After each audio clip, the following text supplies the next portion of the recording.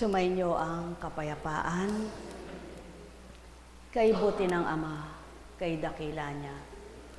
Ano man ang palaisipan ng mga anak niya, tuwirang siya ang kabutihan, siya ang kadakilaan. Ano man ang mga nagiging kaganapan, patuloy pa rin siyang nagmamahal. Di man tuwirang maramdaman ng lahat ng kanyang mga anak ang kanyang paghahandog at pag-aalay na mainam, walang tugot siyang nagbibigay kanino man. Ang may pandinig ay nakarinig.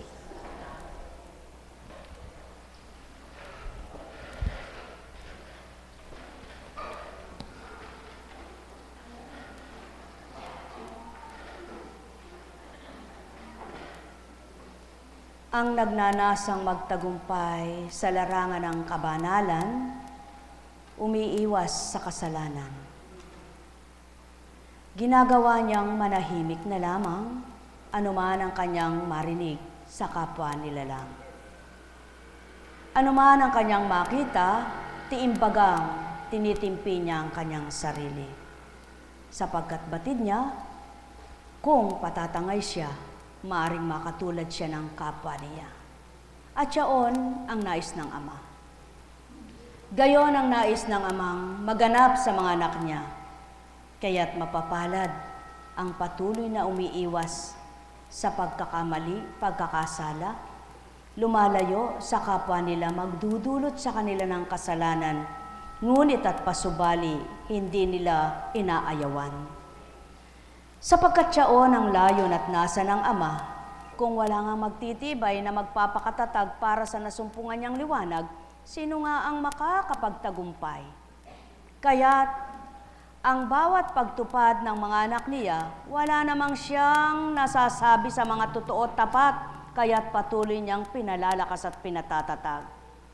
Kaya't kung paano sila nagbibigay ng galang, nagpapatotong siya'y buhay, patuloy namang nararamdaman sa kanilang kalooban, tunay nga siyang mapaglingap. Kaya't kung paano sila nililingap, sila rin ang naghahayag ng pawang katotohanan kay sarap sa piling ng Diyos Amang Mahal. Pawang katotohanan ang sakit tinuturan. Sa kabila man ng anuman ang ginagawa ng mga nagpapakatotoo, patuloy namang naninirang di makatanggap sa kanila. Patuloy namang inaagaw sila sa liwanag na nakamtan nila, ngunit ang patuloy na matatag at matibay di sila matitigatig at hindi sila nababahala. Hindi sila natatangay sa kanilang panunukso sapagkat ang Amang nagpatatag na lubos sa kanila. Mga minamahal, isa ba kayo sa nagtitibay, nagpapakatatag para sa nasumpungan ninyong liwanag? Magalak kayo at magpuri ang Amay kaakibat. Isa ba kayo sa nagsusumakit at nagsusumikap na magpakatotoo at maging ganap? Magpugay kayo sapagkat ang Ama ang inyong kapiling at di siya nawawalay sa inyong lahat. Sa pamamagitan ng kanyang Espiritu, patuloy niyang napapakilalang siya'y buhay. Patuloy niyang napapadamang siya'y buhay. Patuloy niyang naibabahagi ang kanyang buhay na pagkalinga. Ang may pandinig ay nakarinig. Sumainyo ang kapayapaan, pagharian, kayong lubos. Nekkarameneyahanam, nekkarameneyahanam, nekkarameneyahanam.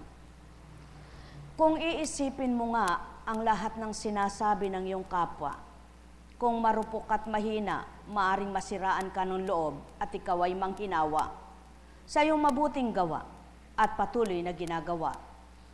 Subalit, kung ika'y lilisya at lalayo sa masasamang bibig ng kapwa, kailan may di ka matatangay sa damdamin mong nagbibigay galang, galak ay ang Ama at galang na ginagalang mo'y siya. O tao, mahal ko kayo. Tuwiran kong tinuturan, mahal na mahal ko kayo.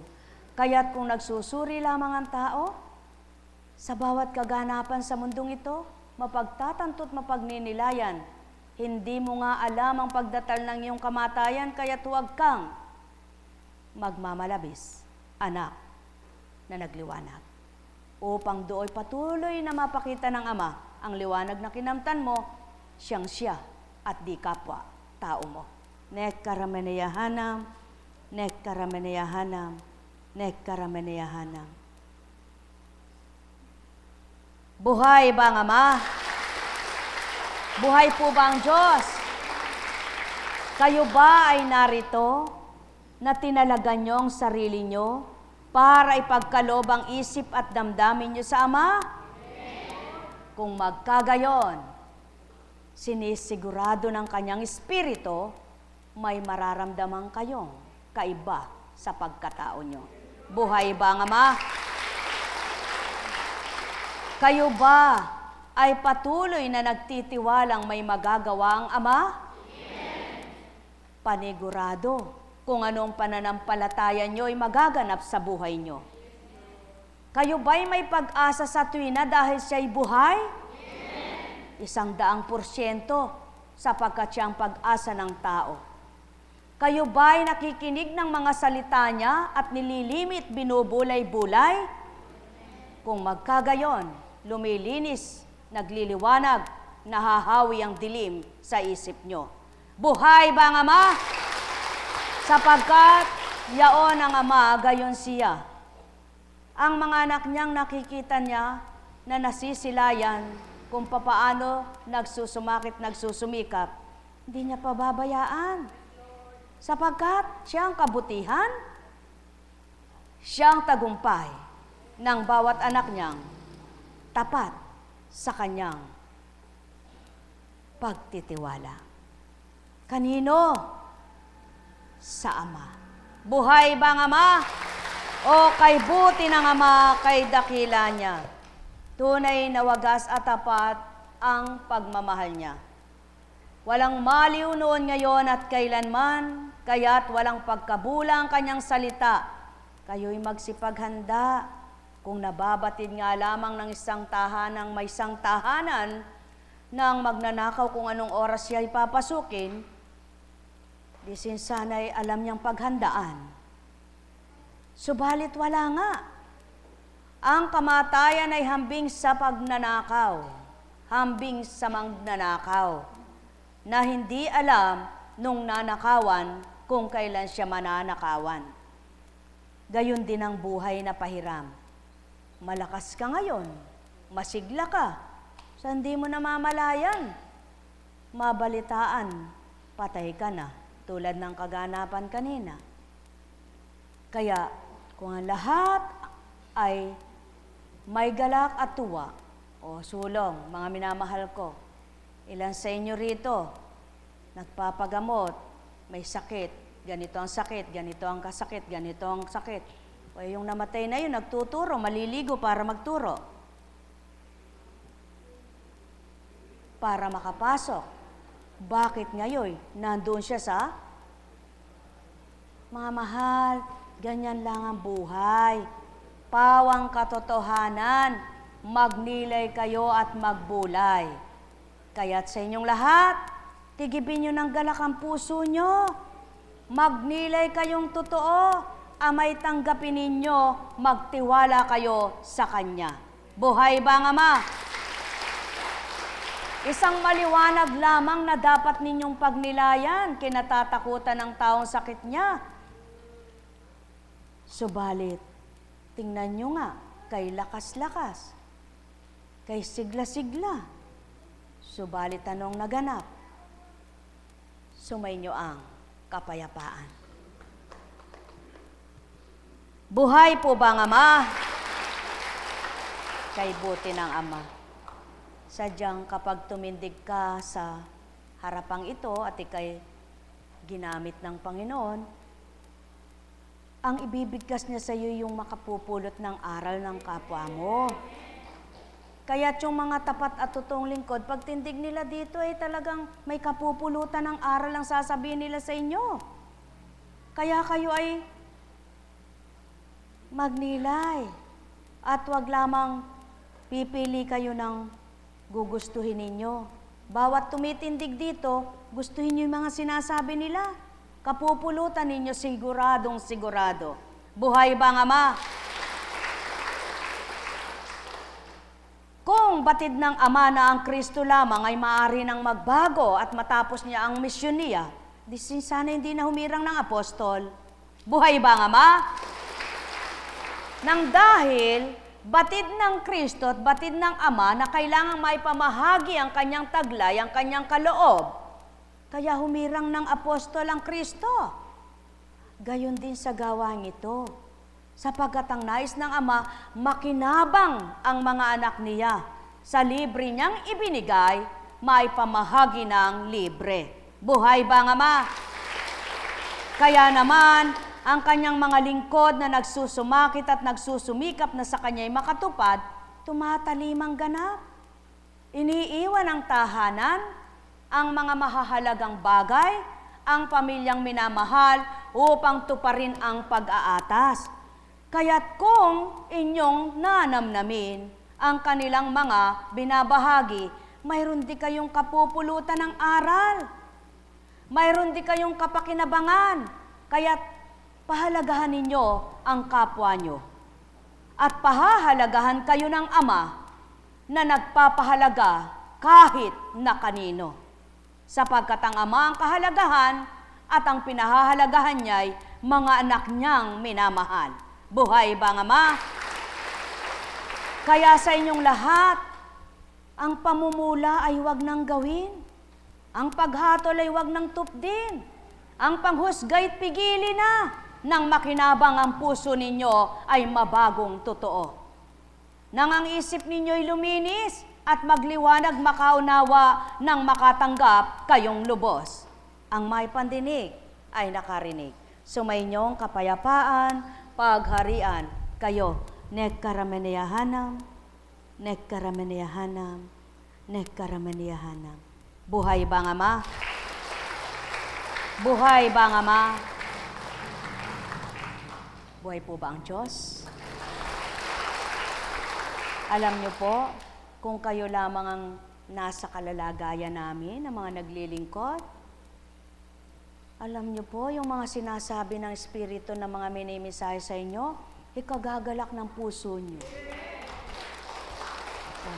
Halimbawa po, sinabi, bilang Apo Kunching, sinabi ko, ay wala akong pakialam sa sasabihin ng tao. Ang ibig ko lamang po sabihin nun, hindi ko dapat pakialaman, pakinggan at makasakit ng damdamin ko yung mga sinasabi ng tao. Hindi ibig sabihin wala akong pakialam sa kapwa ko. Kundi, doon sa mga makapagpapasakit ng kalooban ko, doon sa makapagpapahirap ng isip ko, doon sa makapagpapakasala sa akin. Yun ang ibig kong sabihin na wala akong pakialam sa kapwa ko. Ngunit hindi ibig sabihin, walang pakialam ako kahit kanino. Kaya nga po naririto ako dahil pinakikialaman ko nga kayo eh. Bakit hindi naman mapag-isip ng mga mapagparatang yun? Hindi kagano ng Diyos. Ang Diyos kay may pakialam sa lahat. Oo, kaya nga naririto rin ako dahil pinakikialaman ko nga kayo.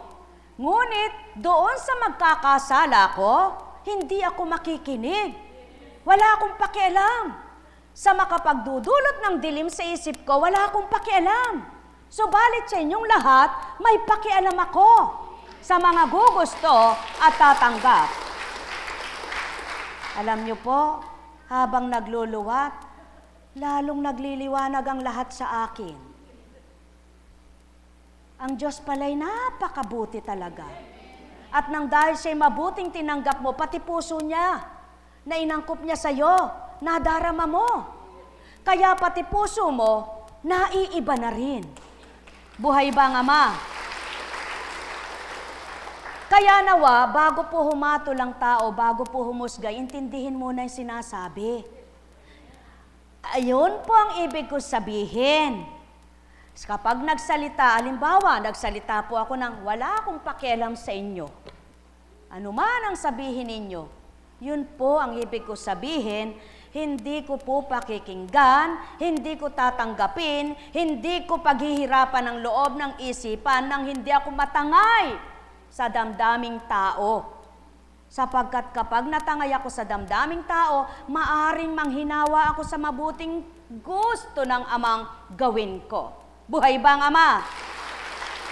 Ngunit kung minsan hindi maunawaan ng tao, humahatol, humuhusga. Ano po? At kung ang tao na may totoong naka-espiritu at totoong nasa Diyos ang isip at damdamin niya, naunawaan po yung sinasabi ng kapwa niya hinirang.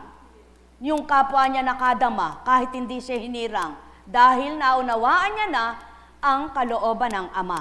Kaya hindi rin siya kikibo. Pupulutin niya yon. Sasabihin niya rin sa sarili niya, ay ganun pala si Apo Kunching, ako rin nga tularan ko yon. Ngunit hindi niya sasabihin, ay ganun ba eka ang Diyos? Walang pakialam. Yun po yung pag-iisip ng masama na lalo kang nagkakasala dahil hindi mo pa alam ang katotohanan kung anong ibig sabihin ng kapwa mo, pinalagay mo ng masama. Binigyan mo na ng kahulugang tama ba o mali? Mali. Kaya kayo po, bago kayo magsalita, bago kayo humusga, suriin nyo muna, baka lalong lumulublob ang inyong kaluluwa sa kumunoy. Sa halip na naaahon. Ano man po ang gawin ninyong pagpapakasakit na manalangin? Magsimba kung saan-saan? Gumawa ng gumawa kung anong mabuti palagay nyo? Ngunit kung ang isip mo't damdamin marumi, baliwala. Sayang po, di ba? Hindi po ako nagsisinungaling. Kaya lang hindi ko na kailangang umiyak sa harapan ninyo para maniwala kayo. Magbaybay na lang kayo sa banal na aklat. Bumasa na lang kayo. Kung may espiritu kayo, ng espiritong naghayag ng salitang ito, mauunawaan nyo po. Ngunit kapag nagbabasa kayo bilang tao, sigurado, wala kayong matatanggap. Wala kayong maunawaan. Wala kayong mababago. Walang maiiba sa inyo sapagkat pagkataot literal ninyong binabasa. Buhay ba nga ma? Di sana hindi na nakapagsasalita ng masakit sa kapwa niya yung mga mambabasa ng Biblia. Kung totoong nakakaunawa. Di sana wala nang nasasabing hindi tama. Kaya sa makatwid, hindi sumusukat at hindi nagmamasid ang Ama sa dalubhasa sa banal na aklat, kundi sumusuri siya at lumilirip sa damdamin at isip ng tao. Tama baga? Mga minamahal, nawa, mawawaan ninyo, maunawaan ninyo ang mga katagang binabahagi sa inyo. Sumainyo ang kapayapaan, pagharian kayo. Nekkaramaniyahanam, nekkaramaniyahanam, nekkaramaniyahanam. Kayo po ba, mga mahal ko? Nasasabi ba ng bibig ninyo yung walang dumadatal dito? Sa makatwid, ang mga binibigkas sa inyong nakarima, hindi kinatang isip ng tao. At dyan nyo makikita yung salitang espiritu at salitang tao, nakarime ang sa espiritu. Nakarime. May anggulo. Bawat dulo may kinatutunguhan ito. Yun ang sa espiritu. Para kang tumutula. Lahat po ba ng tao ay nakapagsasalita ng gayon? At ang demonyo ba'y nagsasabi ng gayon? Sino pong nagsasabi ng gayon? Yung mga masasamaang isip, mapagparatang ng kapwa. Kaya nasa Diyos ka ba kapag mapagparatang ka? Ayaw naman tanggapin yan. Magagalit naman ang taong pagsasabihan noon. Ano po ba ang tama at totoo? Di ba? Ang mabuti at tama na Diyos ang nagmula at pinagmulan. Hay mga mahal, sadyang napakahirap maglingkod sa tao. Ngunit alam niyo po ba, hindi dapat mahirapan ng nakikipagtotoo. Sapagkat ang amang naglilingkod, ginagamit lang ang katawan nila. Buhay ba ang Ama? Kaya sa inyong lahat, sumainyo ang kapayapaan. Nekkarameneyahanam, nekkarameneyahanam, nekkarameneyahanam. Buhay ba ang Ama? Ang mga salita ay hindi kinakatang isip kundi naaakma at naaayon kung ano ang dapat iluwal sa araw na ito, kung ano ang dapat iluwal sa araw ng bukas, kung anong dapat iluwal sa susunod pa. Ngunit kailanman, hindi ang tao ang magtatakda Sapagkat kung si Apo Kunching ang nagtatakda niyan, tingnan ninyo ang mga may sipi. Tingnan ninyo ang mga may sipi. Tingnan ninyo ang mga may sipi. Tingnan ninyo ang mga may sipi. Nagaganap ba? Nagaganap ba na ang mga sinipian ay siyang binabasa?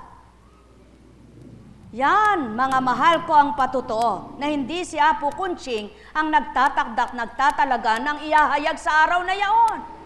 Kaya't kung naririto ka, tinamaan ka, huwag mong isiping pinatamaan ka. Sapagkat kapag gayon ang naging isip mo, sadyang di mababagot maiba puso mo, lalong dumumi, lalong nasaktan, lalong nagkasala. Mga mahal, sumainyo ang kapayapaan. Mahal na mahal ko kayo. Tuwiran ko ang tinuturan, mahal na mahal ko kayo. Buhay ba, Ama? Sapagkat pag nagbabasa si Apo Kunching ng banal na aklat na ito, yung pinaunawa sa kanya ay sinisipian niya. Subalit tinuturan ay ganito, Ama, kung ano po ang naaayon at nararapat sa kalooban mo, siyang ihayag mo sa araw na ito. Huwag ang sa akin ang maganap at maghari sapagkat ako'y walang karunungan. At di ko batid ang anong yahayag at iuulat ko. Ayaw kong magkatang isip at magparatang magbintang na lamang, kundi ikaw ang manguna ng makabuo ng maganda. Buhay ba, Ama? Kaya sa inyong lahat, sa inyong mga kalalagayan, wala na kayong dapat gawin kundi magpakatotoo sa Ama. Lalo na't kung may sakit ka. May sakit ka na nga, kung sinungaling ka pa, anong kapagagalingin? May gagaling ba? Wala. Ang mga naglilingkod, wala nang ginawa kundi ang mga naghihidwaan gusto'y buuin. Ang mga nagkakawalay gusto'y paglapitin. Ang mga nasisira ng loob gusto'y palakasin ang kanilang kalooban. Ang nadidimlan gusto'y tanglawan at magliwanag. Ang mga wala namang gustong gawin kundi manira at magwatak-watak ang kanilang kapwa, hindi na gumawa ng tama, puro paninira. Sinong hahatulan? Ang wika ng Ama, ang sa aki, katulong karamay kasama kong nagtitipon, hindi nagngangalat. Buhay ba, Ama? Kung sa mga sinasabi ninyo'y natangay ang kapwa nyo't nang hina ang loob at nawala ng pag-asa, nawala na ng paniniwala sa inyong kapwa na nagpapakatotoo, pananagutan nyo yan. Itaga nyo sa bato. Sapagkat, wika nga sa banal na aklat, ayaw mo nang sumunod, pati pa kapwa mo, hinahadlangan mo pa. Yung magbabasa ng Biblia, basahin nyo, nababasa nyo yan. Ayaw nang sumunod sa Kristo, pati pa ang gusto'y hinahadlangan pa. Pinahihina pang loob at sinisiraan, o sinong may sala. Kaya, hindi naman ngayon malakas ka, hindi naman ngayon ay nananagana ka, hindi naman ngayon pinagpapala ka sa mga ginagawa mo, kala mo'y nakalulusot ka sa kalooban ng Ama, kala mo'y lahat ng ginagawa mo'y nasa tama, daratalang paghatol. Pakatandaan niyo mga mahal ko, daratalang paghatol. Walang nalilihim. Kaya ang nais ng Ama, lahat ng mga anak niya ay maging tapat, maging totoo, upang sa gayon, ang kanilang ginagawa'y maging kapaki-pakinabang at maging makabuluhan, magkaroon ng kasaysayan ang mabuting gampanin ng buhay. Buhay ba, Ama? Kaya sa inyong lahat, sumainyo ang kapayapaan.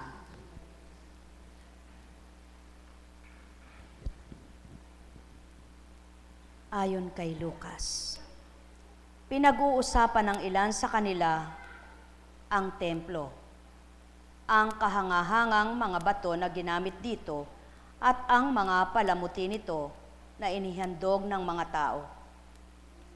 Kaya't sinabi ni Jesus, darating ang panahong lahat ng nakikita ninyong iyan ay iguguho. Walang batong ititira sa ibabaw ng kapwa bato. Tinanong nila si Jesus, "Guro, kailan po ito mangyayari?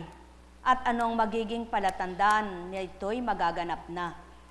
Sumagot siya, "Mag-ingat kayo at nang hindi mailigaw ni numan, sapagkat marami ang darating sa aking pangalan na magsasabi, 'Ako ang Mesiyas.'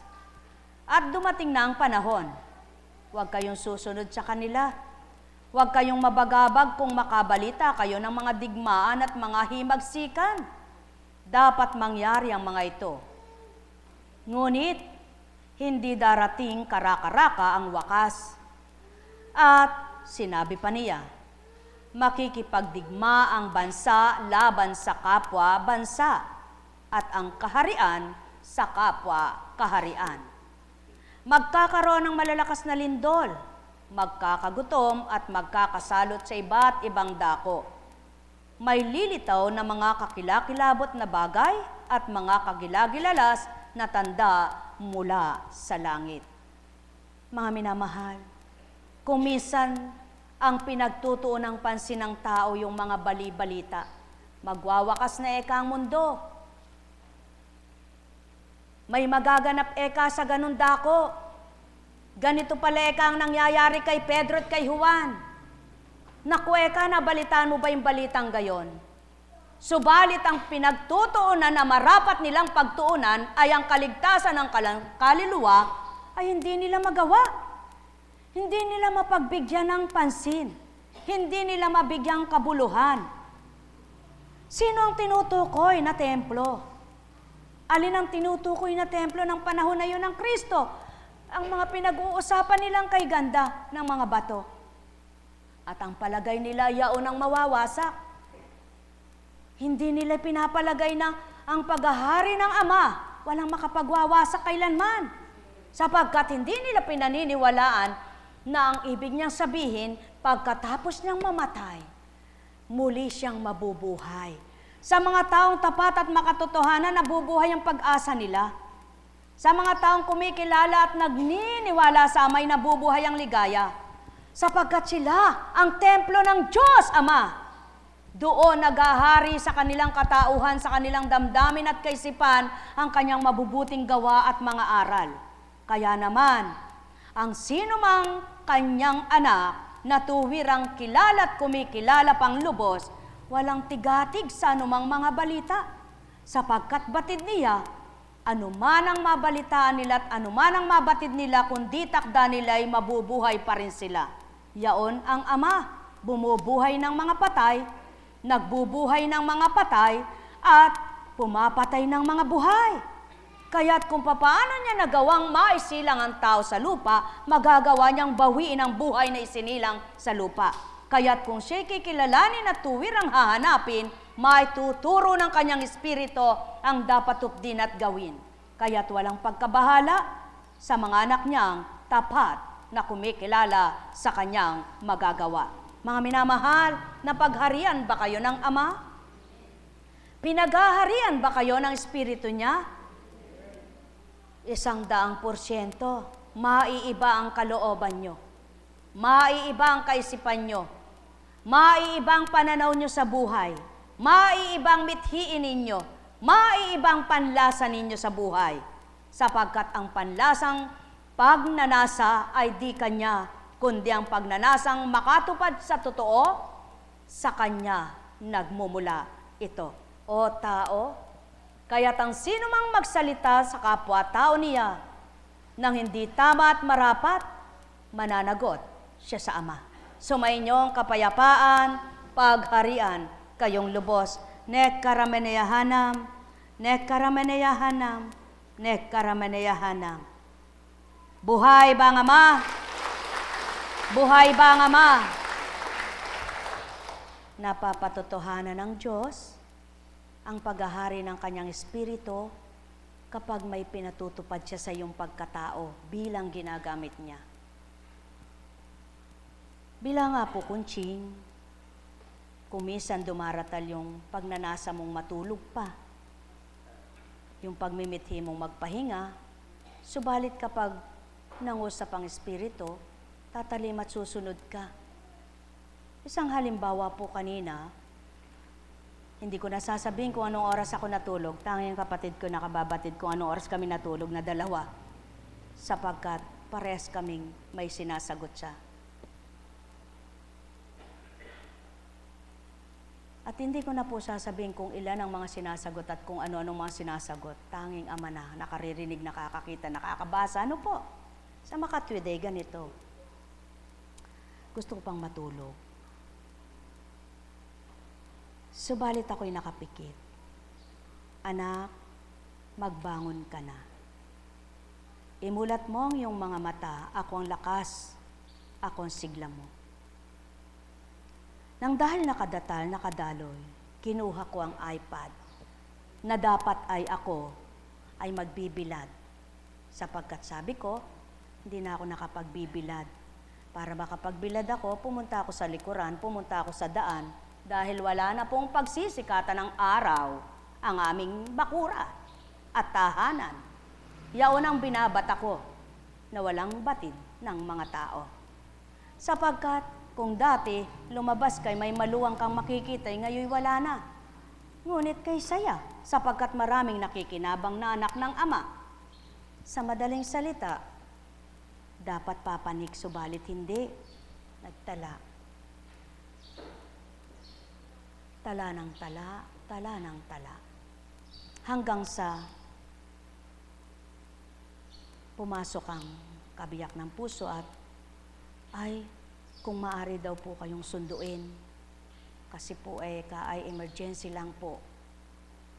Sa madaling salita po, kung ano yung suot na pinantulog, dati, nagsusot akong panjama, but noong araw na yun panjama ko lang ay pang paa at sa taas ay nag-t-shirt ako.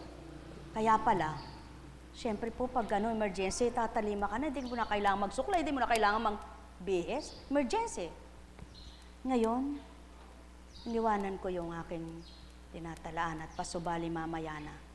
Kaya pala ako'y pinabangon ng Panginoon. Sapagkat kung ako'y tumulog, gigisingin siyempre ako. O, pupungas-pungas, hindi ka makakatalima. Ano? CCR ka, gaganyan ka, siyempre, bigla ang bangon. Hanggang sa, sasakyan natin, tayo na, sabi ko. At nung nakasakay na po, sabi ko, pakitawag mo si Chris, pakidala ng pambipi.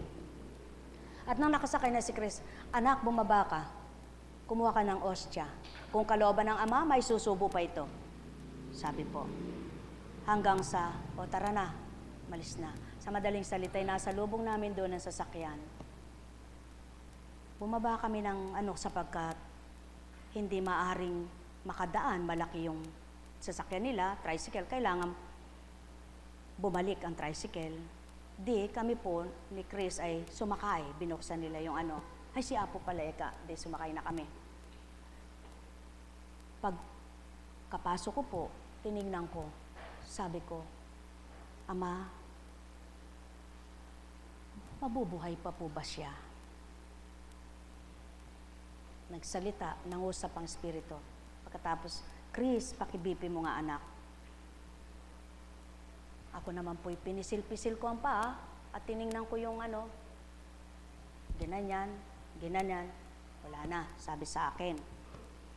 Ngunit bilang tao, syempre po ayokong pangunahan sila at may masabing, hindi na pinatuloy, baka mabubuhay pa yan siguro ayoko po yung may manisi. Sa madaling salita, nung mabipi, tiningnan ako ng aking kasamang alagad, Chris, Apo,